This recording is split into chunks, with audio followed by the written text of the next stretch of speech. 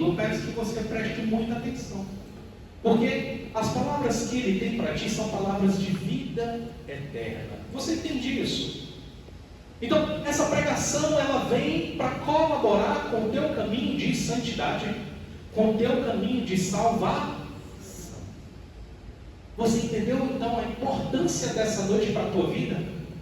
Amém. Amados, como já disse o Tiago, eu sou o Daniel, coordeno nesse tempo, coordeno um grupo de oração. Eu sou casado, tenho 3 filhos, minha esposa está bem aqui, a Manuela.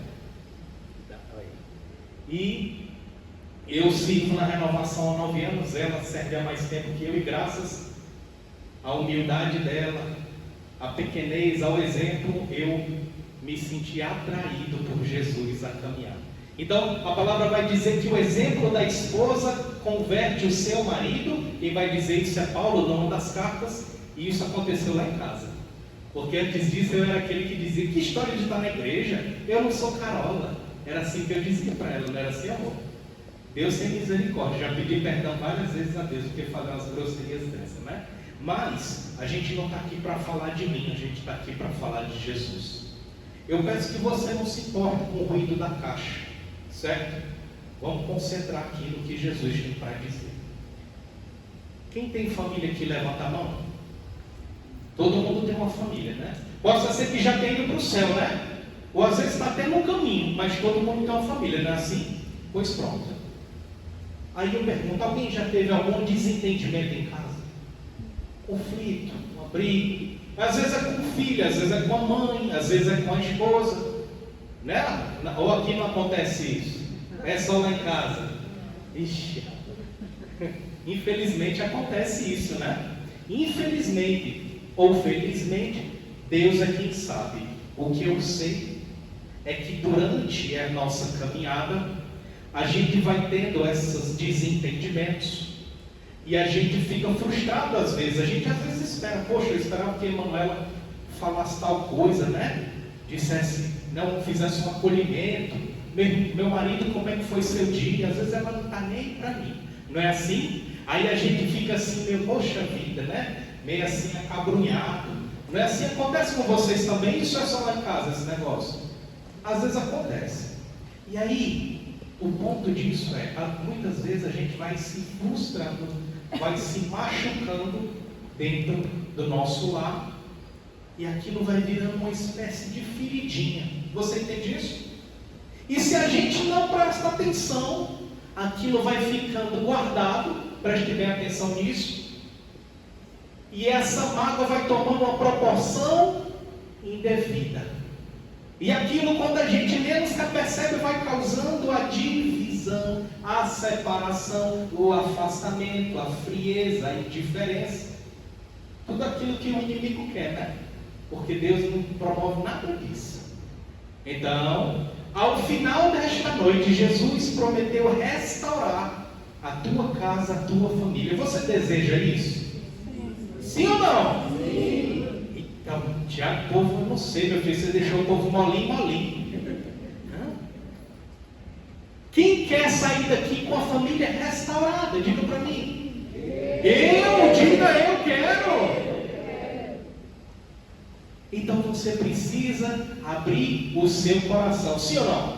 Sim. E para isso, o profeta Isaías falou lá no capítulo 50, escute, não precisa você abrir a palavra ainda. O Senhor Deus deu-me língua de um discípulo para que eu saiba confortar pela palavra o que está batido. Isso é Isaías dizendo que Deus deu para ele uma língua para reconfortar aquele que está batido. Cada manhã ele desperta os meus ouvidos para que escute como discípulo. Põe a mão nos teus ouvidos, vai. Porque nessa noite o Senhor vem abrir os teus ouvidos. Diga isso, vem abrir os meus ouvidos, Jesus. O Senhor Deus abriu-me o ouvido e eu não relutei, não me esquivei. Vamos repetir isso. O Senhor Deus abriu-me o ouvido e eu não relutei. Ou seja, deixa Ele abrir o teu ouvido, abençoado de Deus. Deixa Ele tirar tudo aquilo, aqueles tampões que estão impedindo da gente ouvir. o que Ele realmente quer dizer na nossa vida. Então, porque Ele veio abrir os seus ouvidos, agora a gente pode dar sequência. Eu quero dizer que enquanto nós orávamos, o Senhor nos dava uma moção. Preste bem atenção na denúncia que está sendo feita aqui. Era uma sensação de necessidade de purificar os sentidos. Quais são os nossos sentidos? Diga aí. A visão, audição, olfato, não é assim? Paladar. Então, por esses sentidos a gente experimenta os prazeres. Você entendeu isso? E Ele quer hoje purificar. Quando o Senhor diz que Ele quer purificar, Ele diz que Ele quer colocar ordem. Você compreende isso? Ele quer ordenar os nossos sentidos. Se não fosse para a gente sentir, Ele tinha dado olhos, ouvido, nariz, boca, Ele tinha? Não, mas é a desordem aonde está o problema. Compreende isso, meu irmão? Você ouviu? Então Ele quer purificar, Ele quer organizar, ordenar aquilo que entra na nossa vida por meio dos sentidos. Aí eu vou perguntar para você, quem tem um negócio chamado celular? Todo mundo, até os mais jovens e às vezes até as crianças, não é assim? Quantas horas do dia você passa no seu celular? Vai, diz para Jesus quantas horas você está passando. Hein? Ana Tereza, quantas horas em média? 1 a 6, ela foi honesta. O pai dela ficou orgulhoso, muito bem. Quem dá mais? É uma média de 4 horas, não é assim? Entre o WhatsApp, Instagram, Facebook, não é assim? Dayara não usa não, ela disse que ela é raiz. Não usa não, uma vez no mês ela acessa o Instagram dela. Eu digo que ela dá um curtir na gente lá, é só uma vez no mês. Mas dentro dessa realidade, onde a gente passa ali um conjunto de horas, consumindo esse material, que vem cheio de vieses, cheio de mensagens ali por detrás. Meu irmão, minha irmã, ali entra muita coisa inadequada na nossa vida. E eu não estou dizendo que eu faço certo não, tá? Eu só estou denunciando, porque eu tenho que vir aqui denunciar, inclusive para mim mesmo, não é assim?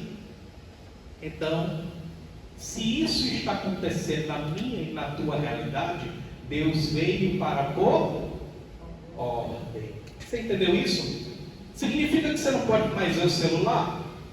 Não, mas ordena esse momento, essas 2, 3, 4, 6, 8 horas que tu passa no celular, para ver coisas mais adequadas. Você compreende isso?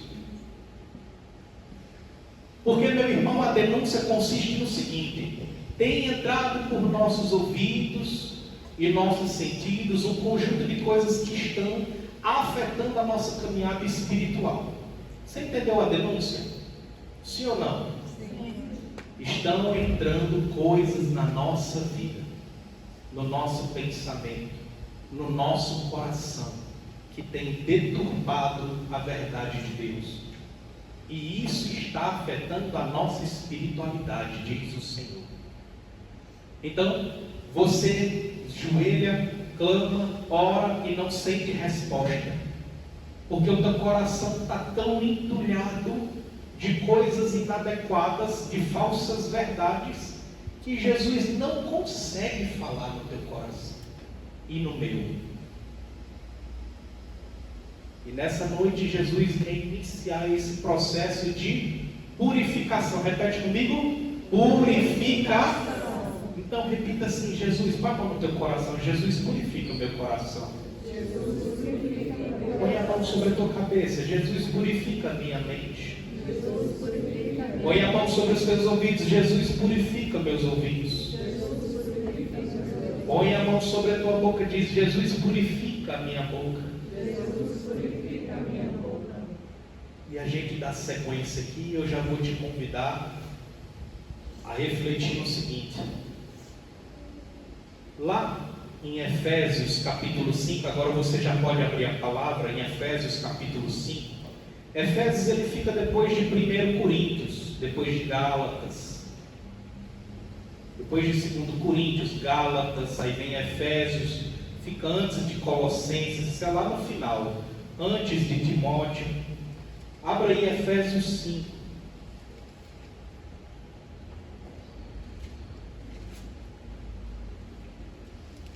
Amém, misericórdia, por Deus. Achando?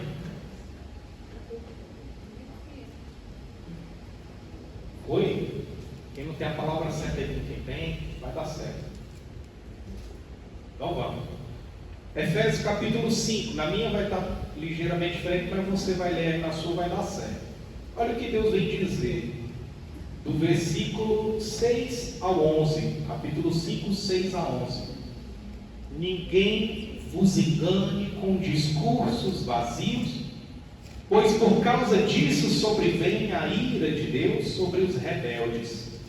Não vos torneis cúmplices deles, pois se no passado fostes treva, agora pelo Senhor sois luz. Comportai-vos como filhos da luz. Fruto da luz é toda bondade, justiça e verdade. Procurai discernir o que agrada a Deus. Não participeis das obras estéreis das trevas. Pelo contrário, denunciai-as. E é exatamente isso que nós estamos fazendo aqui. Denunciando a obra do maligno que tenta alcançar a nossa família, a nossa comunidade. Então, não participeis das obras estéreis das trevas. A obra estéril é aquilo que não dá fruto, você compreende? Então, a obra da treva, daquilo que quer ficar oculto, daquilo que é impuro, por isso que a gente deixa oculto, aquilo não vai frutificar nada de bom na tua vida. Aquilo não vai te levar a lugar nenhum. Aquilo não vai gerar salvação. Aquilo não vai agregar valor na tua vida, na tua caminhada cristã, muito menos na tua intimidade com nosso Senhor Jesus Cristo. Muito pelo contrário. Aquilo, como já foi dito, entulha o nosso coração e vai cada vez mais nos afastando de Jesus. Você entendeu isso, meu irmão? Diga para mim, sim ou não? Sim. Então a gente vai avançar. Essa é a primeira dimensão. A dimensão, então, que a gente precisa denunciar essa realidade. Mas por quê? Porque isso tem afetado a tua família. A gente levantou a mão, todo mundo vem da família, não é assim? Todo mundo levantou a mão.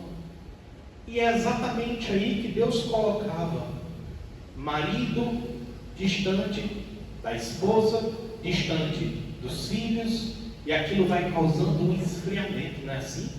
Aquilo vai causando uma letargia. É como se fosse deixando o povo dormente. A gente vai perdendo assim o brilho do amor que a gente tem pelos nossos. Se a gente não tomar cuidado, esse é o efeito desse tanto de poluição no nosso coração. E é interessante, meu irmão, minha irmã, a gente mergulhar lá em Efésios. Segue adiante aí. Você está no capítulo 5, você vai agora para o versículo 21. Observe. No versículo 21, do 21 ao 28, nós vamos ler. O Senhor vai dizer: submetei-vos uns aos outros em atenção a Cristo. É uma submissão mútua, você compreende? A orientação de Deus é que nós nos submetamos uns aos outros. Uns aos outros. Mas quando a gente está com a cara no celular aqui, a gente não está se submetendo a ninguém. A gente está simplesmente perdendo o nosso tempo. Submetei-vos uns aos outros em atenção a Cristo.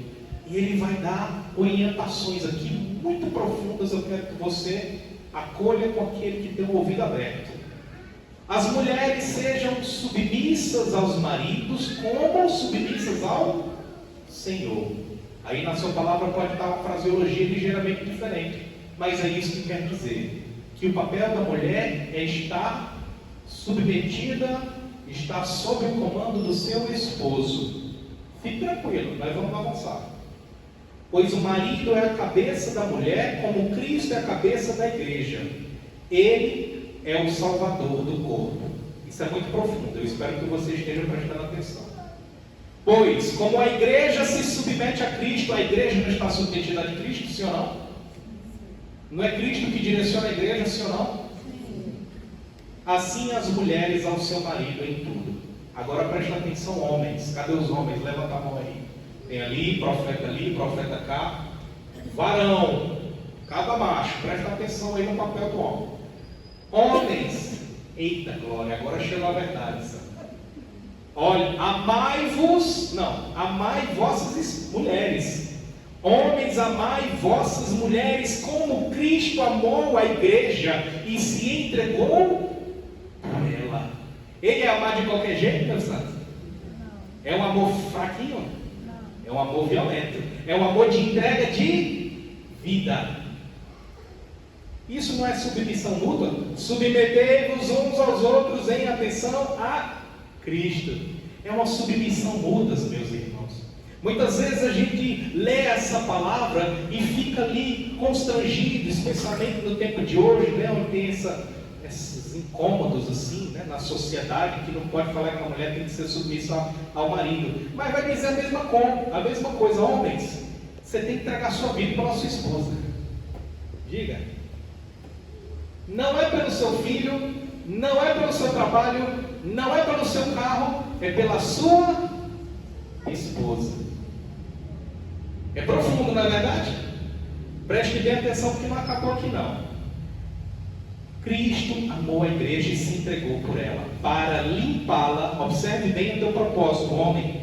Para limpá-la com o banho de água e com a palavra, e consagrá-la para apresentar uma igreja gloriosa e sem mancha, nem ruga, nem coisa semelhante, mas santa e irrepreensível.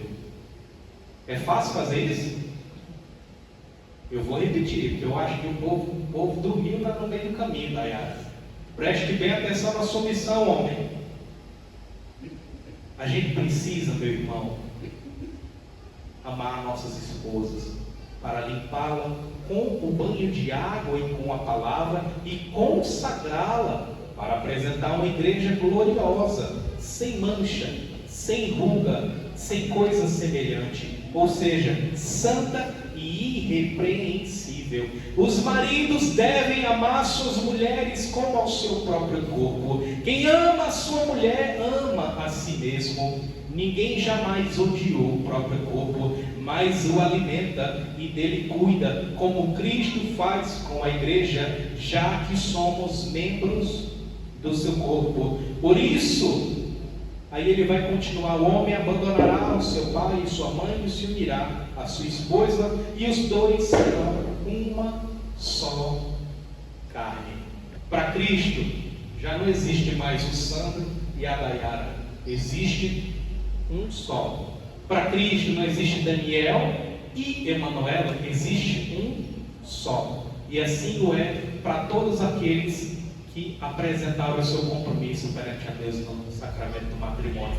E eu digo isso para aqueles que estão casados e para aqueles que estão pensando em se casar. Cadê os jovens aí? Levanta a mão. Eita glória! Tiago balançou logo a cabeça. Eu não sei. Hein? Não é assim, Ana Tereza? Preste atenção no propósito da mulher e do homem. E Paulo vai dizer assim: não casa não. Não é assim? Ele vai dizer: não casa, permaneça virgem, puro, se entregue sua vida ao Senhor, que vai ser o melhor. Não é assim, Dayara? Ele diz. Aí ele diz assim: mas quem quer cometer essa loucura? Mas tu faz direito. Vai casar, então você casa e faz direito. Entendeu? Então, Paulo vai nos advertir. E tudo isso é um mistério muito profundo. Só que Deus vai dizer sobre o papel dos filhos. Quem é filho aqui? Levanta a mão. Todo mundo aqui é filho, não é verdade? Todo mundo. Hã? O profeta, ele acha graça, rapaz. É isso, é para o povo não dormir, meu santo. Senão o povo dorme. Filhos, obedecei a vossos pais em atenção ao Senhor, pois é justo que o façais. Honra teu pai e tua mãe. É o primeiro mandamento, que inclui uma promessa. Quando você honrar seu pai e sua mãe, tudo te corre bem e viverás muito tempo na terra. Pais, não irritei vossos filhos, mas educai-os na disciplina e com a exortação de Deus. Meus irmãos, então Jesus ele vem dizer que por meio de Paulo, o papel de cada um na sua casa e na sua família. O papel do homem, o papel da esposa, o papel do filho. E ele vem falar isso para organizar. E eu quero que você feche os seus olhos um instante. A gente ainda não vai orar, é uma pequena reflexão. Observe no seu dia a dia se você tem observado o teu propósito de marido, de esposa, se você tem conseguido observar como filho, como filha, essas orientações. Observe também o quanto essa correria tem afetado o teu observar interior. O quanto esse tal de olhar o celular tem atrapalhado você na sua rotina com sua família. Observe bem, aí no silêncio do seu coração. E ainda de olhos fechados, eu quero que você escute essas palavras. O homem, assim como Deus Pai, ele é o sacerdote do seu lar. É o homem que vai mover a sua família para o lugar certo. É o homem que vai direcionar a sua família, a sua casa, assim como José levou a sua família ao deserto para que Jesus não fosse morto. É o homem que vai trazer a ordem, é ele que vai trazer a verdade com amor, assim como Cristo fez. Ele vai edificar a sua esposa, ele vai educar os filhos dentro de alguns temas. A mulher, por outro lado, ela é aquela que edifica o lar, como vai dizer lá em Provérbios. A mulher edifica o lar. A mulher educa, a mulher consola, se assemelhando muito ao papel do Espírito Santo. A mulher é aquela que tem um dom de consolar, é um dom natural que o Senhor te dá. A mulher, portanto, é como se fosse uma igreja, é um ambiente de acolhimento, de ensino, de cura, de edificação. A mulher, ela vem auxiliar o seu esposo, e o seu esposo vem entregar a sua vida pela sua esposa e os seus filhos. E aí eu convido você a refletir como tem estado a tua vida matrimonial. E você que é jovem ainda não casou, se você já se apercebeu a respeito dessas realidades. Se você jovem já entendeu essa dimensão e essa profundidade na tua vida. Você pode abrir os seus olhos agora e eu te convido, meu irmão, a gente partilhar essa realidade. Como tem sido a tua rotina matrimonial? Como tem sido a tua rotina de pai e de filho? Se você tem conseguido ser um homem que sustenta a tua casa. Eu quero chamar minha esposa aqui agora, rapidinho, e eu vou simbolizar outra emoção que o Senhor nos deu em núcleo. E eu convido que você preste bastante atenção. Eu vou colocar minha mão aqui sobre a palavra. E essa palavra simboliza Deus. Amém? Eu vou colocar minha mão aqui, minha esposa vai colocar a mão dela bem aqui, ó. Aliança sobre aliança. O Senhor nos dava essa moção. Aliança sobre aliança. E Ele vindo restaurar matrimônios. Então, se você teve a oportunidade de hoje vir com o seu cônjuge, eu peço que você se coloque de joelho agora. E com a mão sobre o banco aqui na frente, esse banco ele vai representar o madeiro, a cruz de Cristo. E é a mão do homem que precisa vir por debaixo. É a mão do homem. Porque é o homem que deve estar em contato direto e imediato com Cristo. Porque ele é o sacerdote da sua casa. Então o homem vai botar a sua mão sobre a madeira, simbolizando o lenho da cruz. E a esposa vai colocar sobre a mão do esposo aliança sobre aliança. Vai colocar aqui. E eu vou convidar os servos que estão aqui para fazer a mesma coisa com o seu esposo. Pode, se colocar de joelho. O servo precisa ser obediente também. E o servo que está seus esposos, vamos orar. Já se coloque em ordem de batalha. Nós temos reforço hoje. Todo aquele que não veio, não teve a graça de vir acompanhar do seu cônjuge, aquele que é jovem, que ainda não está casado, eu peço que você vai fechando os seus olhos e vai entregando essa realidade para o Senhor. Meu irmão, você fecha seus olhos para entregar a sua realidade para o Senhor, para que Deus venha agir na tua vida, na tua história nesse momento. E aquele que é marido, mulher, coloca a mão sobre a aliança. Bote a mão, meu filho. Vai. Bote a mão assim, o homem por baixo, a mulher vem botando a mão por cima, repousando a mão por cima. E nessa dimensão a gente vai orar. A gente vai orar. E eu peço que você, de olhos fechados,